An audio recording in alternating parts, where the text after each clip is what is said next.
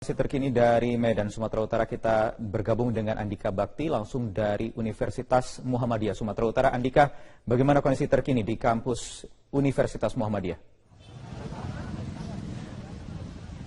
Wahyu, saat ini kondisi di Universitas Muhammadiyah Sumatera Utara sudah mulai kondusif jika dibandingkan dengan tadi sore, dan pihak kepolisian yang sebelumnya berjaga di sekitar kawasan kampus UMSU ini saat ini sudah meninggalkan wilayah kampus untuk berjaga di lokasi yang lebih jauh dari teritori kampus ini, dan penjagaan tetap dilakukan di beberapa titik persimpangan jalan untuk mengantisipasi jika nantinya suatu waktu terjadi kembali bentrokan yang antara mahasiswa dengan pihak kepolisian.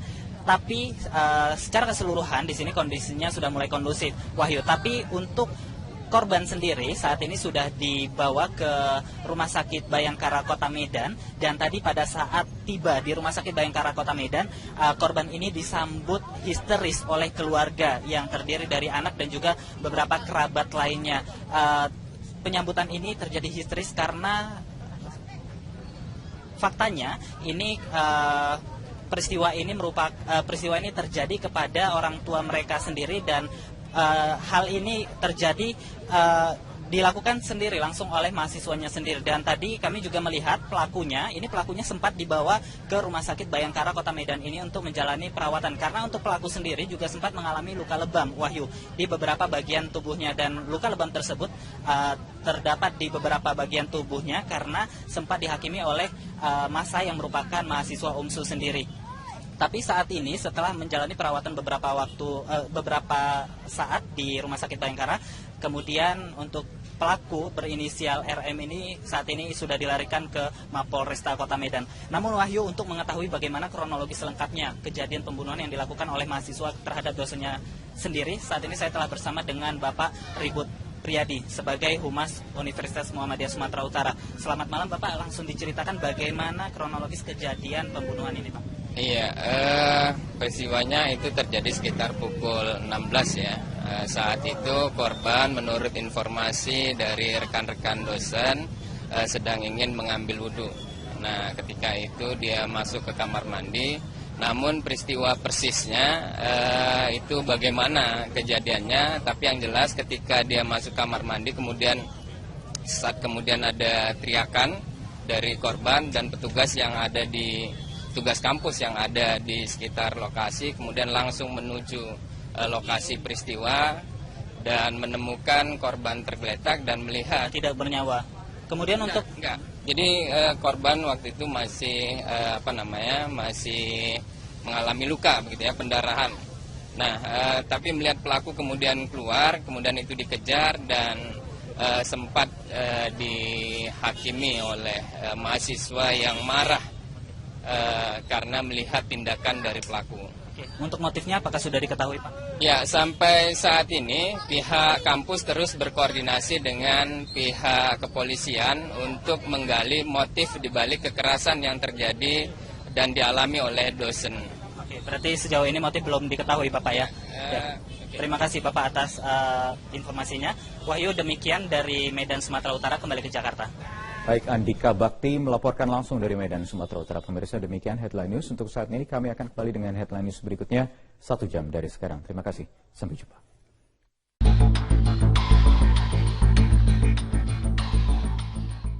Anarkistis. Menyikapi tuntutan kenaikan upah yang disampaikan para buruh, Ahok menegaskan yang terpenting saat ini adalah bagaimana upaya pemerintah untuk menekan inflasi ketimbang menaikkan upah. Pasalnya kenaikan upah yang juga diiringi dengan tingginya inflasi tidak akan meningkatkan kesejahteraan buruh. Beberapa program Pemprov DKI seperti penyediaan transportasi umum yang murah, operasi pasar untuk memenuhi kebutuhan pokok, hingga program Kartu Jakarta Pintar dan penyediaan rumah susun adalah upaya untuk menekan laju inflasi dengan menekan biaya hidup penduduk Jakarta. Biaya hidup yang lebih rendah akan meningkatkan produktivitas dan kesejahteraan masyarakat sehingga mampu bersaing di era masyarakat ekonomi ASEAN.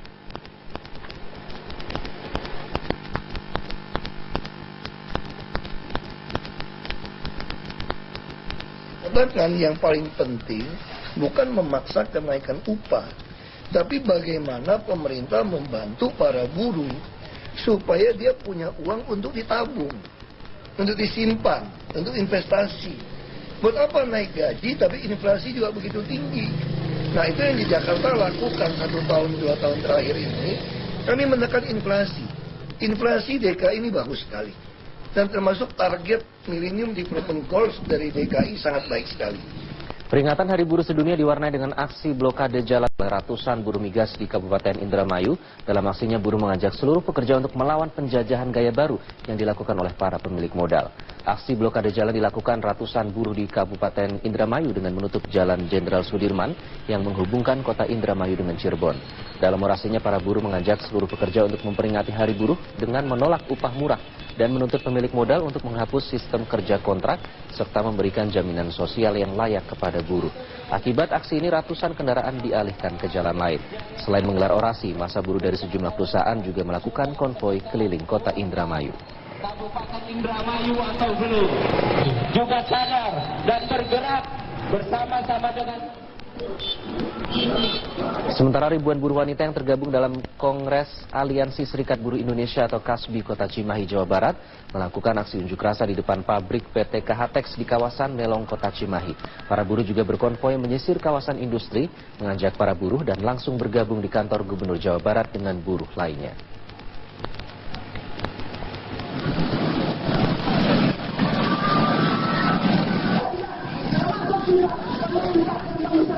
Bagaimana buruh di negeri ini menjadi satu kesatuan yang bulat yang tentu lawan pengusaha atau dengan pemerintah kita tetap. Yang demikian dari wilayah Tangerang dan kawasan industri Pulau Gadung mulai memasuki wilayah ibu kota untuk memperingati Hari Buruh Sedunia. Ya, selain memarkir kendaraan di separuh badan jalan, ribuan buruh ini juga melintas di jalur bus Transjakarta menuju ke Istana Negara. Ribuan buruh melintas dari atas jembatan Layang Pesing dari arah Cengkareng menuju Grogol, melaju menyusuri lajur khusus bus Transjakarta. Buruh dari berbagai elemen ini sejak Minggu pagi sudah mulai melintasi kawasan Jalan Daan Mogot, Tanjung Duren, Jakarta Barat menuju ke Istana Negara dan Gelora Bung Karno. Banyaknya buruh yang melintas membuat Jalan Daan Mogot tersedat, ditambah sebagian buruh yang memarkir kendaraan roda 2 di separuh bahu jalan. Puluhan ribu buruh dari berbagai elemen melakukan aksi konvoi dari kawasan industri Pulau Gadung, Cakung, Jakarta Timur menuju Istana Negara Jakarta. Aksi konvoi puluhan ribu buruh ini pun mendapat pengawalan ketat dari aparat kepolisian. Sedikitnya ada 3 tuntutan masa aksi buruh, diantaranya meminta agar pemerintah dapat menghapuskan sistem BPJS Kesehatan yang dianggap masih berantakan, serta mendesak pemerintah untuk menghapus peraturan pemerintah nomor 78 yang dianggap menyengsarakan para buruh.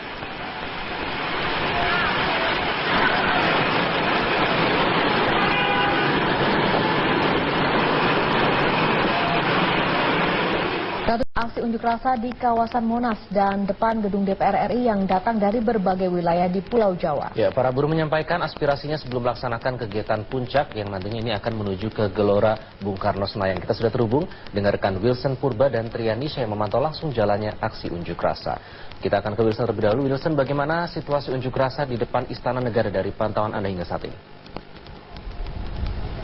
Ya Iqbal, saat ini unjuk rasa masih terus berlangsung dan tadi jika unjuk rasa ini dilakukan di 2 titik yaitu di pintu utara Monas dan juga di pintu barat Monas. Saat ini dari yang pintu utara ini sudah bergabung dengan buruh lainnya yang ada di pintu barat dan juga ini mereka datang dari berbagai wilayah Iqbal. Tadi ada dari Bekasi, ada dari Tangerang dan yang disampaikan sama seperti buruh-buruh lainnya, namun yang disoroti bagi para buruh yang ada di kawasan Monas ini adalah untuk menolak kenaikan iuran BPJS karena dinilai selama ini gaji mereka sudah banyak sekali dipotong dan jika nantinya iuran BPJS ini dinaikkan maka pendapatan mereka juga akan semakin berkurang dan juga untuk menghapus sistem outsourcing yang masih diterapkan di beberapa perusahaan yang ada di Pulau Jawa. Dan buruh-buruh ini datang tidak hanya dari kawasan Jawa Barat dan juga Jakarta, tapi juga ada dari Jawa Tengah yang sudah sampai di tempat ini tadi sekitar pukul 6 waktu Indonesia Barat. Nah, tadi yang menarik Iqbal adalah pada saat menyampaikan orasinya, pihak buruh ini tidak hanya berteriak saja dengan menggunakan alat pengeras suara, tetapi juga memasang musik dangdut untuk menghibur bagi para buruh yang melakukan orasi ini, sehingga tadi ada selingan seperti ada orasi lalu musik kembali, lalu orasi kembali, lalu musik kembali. Ini dinilai untuk agar tidak membuat bosan bagi para buruh, sehingga tadi juga para buruh menyambut musik ini dengan berjoget, dengan mengelilingi mobil polisi atau mobil barakuda yang diparkirkan tepat di depan Istana Merdeka. Dan nantinya pihak para buruh ini akan melangsungkan unjuk rasanya ini ke Gelora Bung Karno pukul 13 waktu Indonesia Barat. Dan saat ini juga buruh masih terlihat mulai masing-masing memasuki bisnya untuk kemudian nanti menuju ke Gelora Bung Karno, karena pihak kepolisian ini menyatakan bahwa para buruh ini tidak boleh melakukan aksi long march, sehingga ini para buruh nanti akan untuk ke Gelora Bung Karno akan menggunakan bisnya masing-masing. Dan nantinya ini para buruh ini juga akan berkumpul dengan buruh lainnya yang melakukan sejumlah unjuk rasa di beberapa titik yang ada di Jakarta. Dan untuk hingga saat ini arus lalu lintas juga masih ada pengalihan arus tepatnya di depan Istana Merdeka, yaitu di Jalan Merdeka Utara, sehingga ini arus lalu lintas dialihkan melalui Jalan Veteran seperti itu, Iqbal. Dan pengalihan arus ini masih belum tahu akan dilakukan sampai kapan, karena pihak dari buruh ini masih banyak yang cukup berkeliaran di sekitar sini, terutama di pintu barat. Ini masih menjadi satu titik yang masih banyak para buruh. Dan namun hingga saat ini meskipun para buruh sudah mulai berangsur masuk ke mobil, pihak kepolisian atau pihak dari pengamanan masih terus melakukan pengamanan, masih terus menyiagakan barakuda dan juga pihak-pihak kepolisian yang berjaga di sejumlah titik seperti Balai Kota, depan Istana Merdeka, dan juga Mahkamah Agung, dan juga masih berada di kawasan Monas. Iqbal. Ya, dari depan istana kita ke depan gedung DPR, bergabung bersama Trian Nisha. Nisha, bagaimana situasi demonstrasi di sana? Sudah adakah tanggapan dari para wakil rakyat?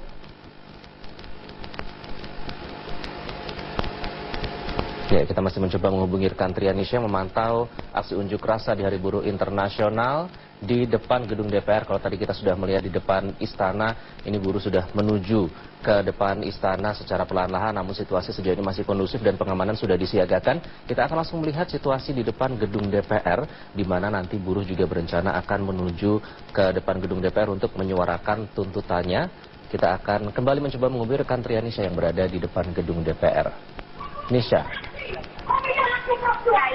Situasi buruh di mana ratusan buruh memblokade pintu masuk Pelabuhan Tanjung Priok dalam aksi May Day kali ini pemirsa pada Minggu pagi, dan para buruh menuntut pemerintah untuk menghapus sistem kerja outsourcing. Ya, ratusan buruh ini berasal dari berbagai elemen Serikat Pekerja Pelabuhan, di mana aksi ini dilakukan untuk mendesak pemerintah menghapus sistem kerja outsourcing. Blokade ini menyebabkan kemacetan arus lalu lintas yang menuju ke Pelabuhan Tanjung Priok, dan aksi pekerja Pelabuhan Tanjung Priok ini juga menghentikan operasional bongkar muat di kawasan Pelabuhan Tanjung Priok. Ya, setelah aksi blokade ini, para buruh akan menuju ke Gelora Bung Karno dan Istana Negara untuk bergabung dengan serikat buruh lainnya. Tapi nanti waktu pas kita hotel siaga kita harus. Dan pemirsa, untuk terkini dari sejumlah titik di ibu kota terkait aksi demo buruh yang jatuh pada 1 Mei ini, kita akan memantau arus lalu lintas melalui CCTV NKMC Polri bersama Bribda Dela yang sudah ada di lokasi. Bribda Dela, bagaimana situasi dan juga di titik mana saja mulai terlihat adanya kepadatan?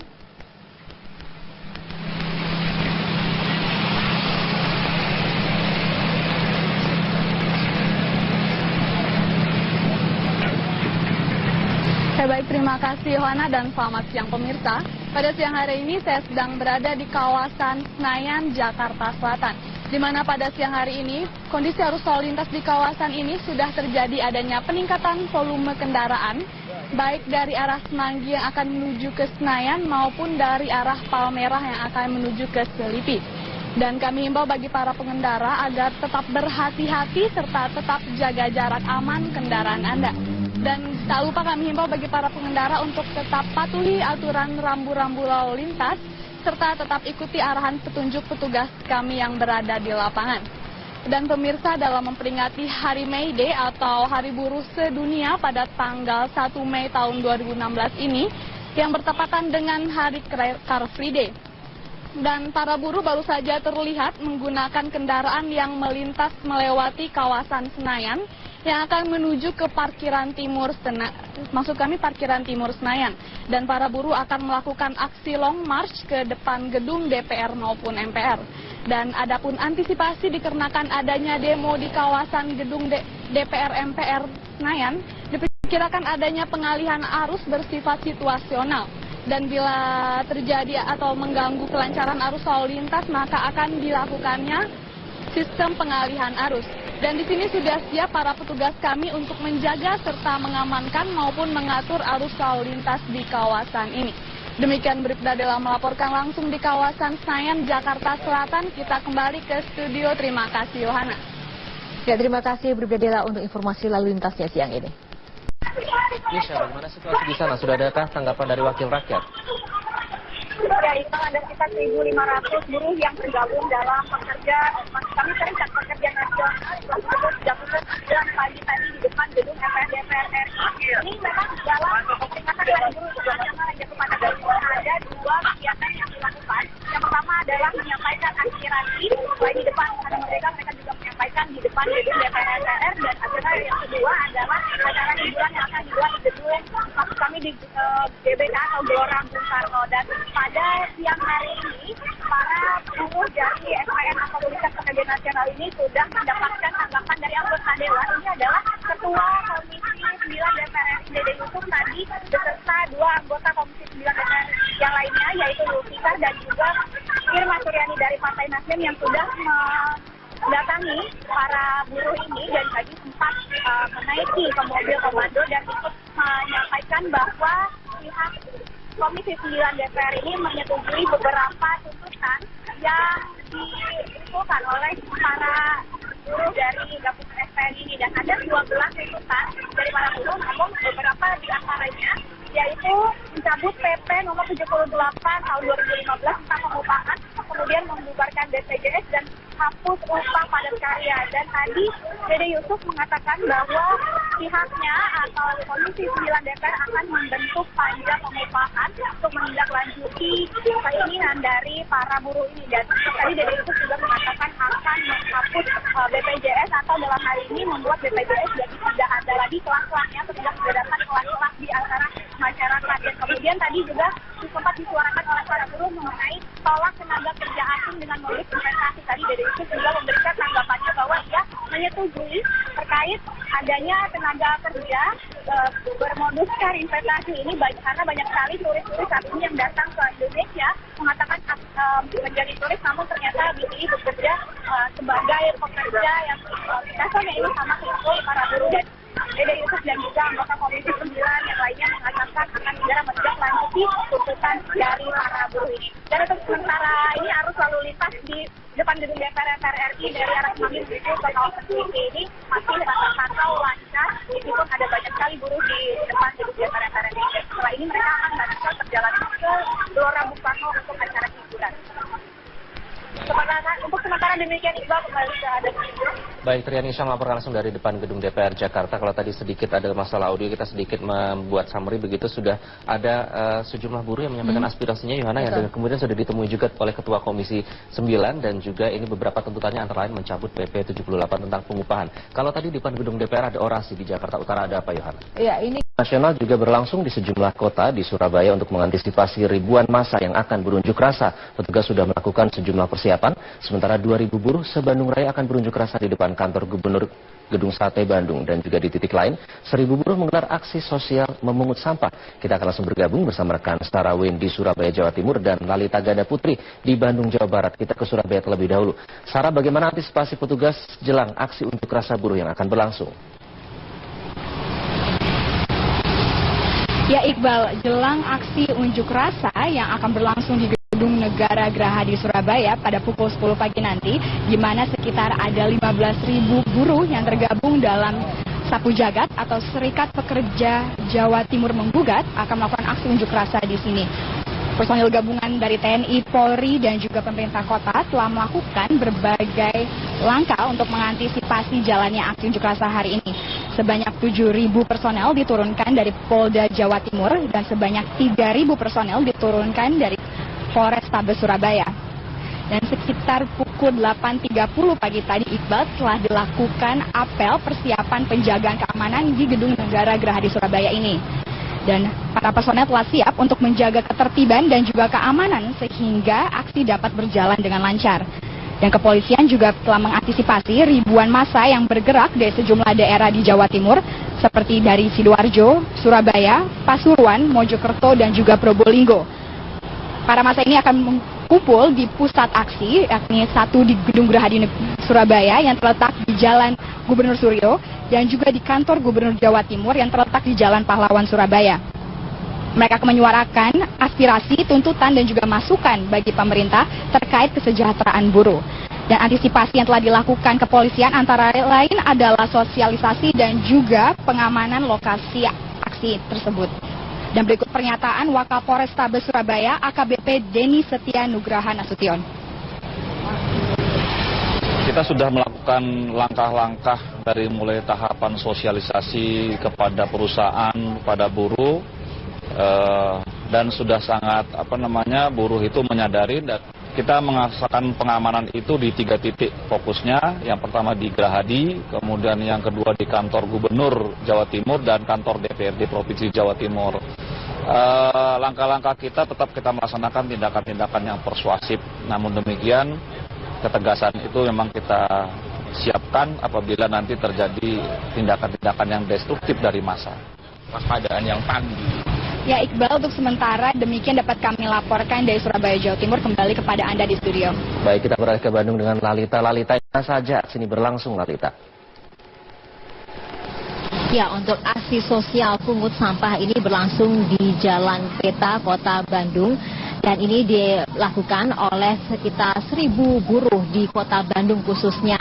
Aksi pungut sampah ini memang sesuai dengan imbauan dari kepolisian, yakni dari Polda Jawa Barat, bahwa diimbau agar para buruh ini melakukan kegiatan yang lebih bermanfaat kepada masyarakat maupun lingkungan sekitarnya. Oleh karena itu yang dilakukan dari 1.000 buruh di Kota Bandung ini adalah membersihkan sampah. Dan nantinya di lokasi yang sama, yakni di Jalan Peta, juga akan ada penyerahan bus untuk buruh secara gratis oleh Wali Kota Bandung, Ridwan Kamil.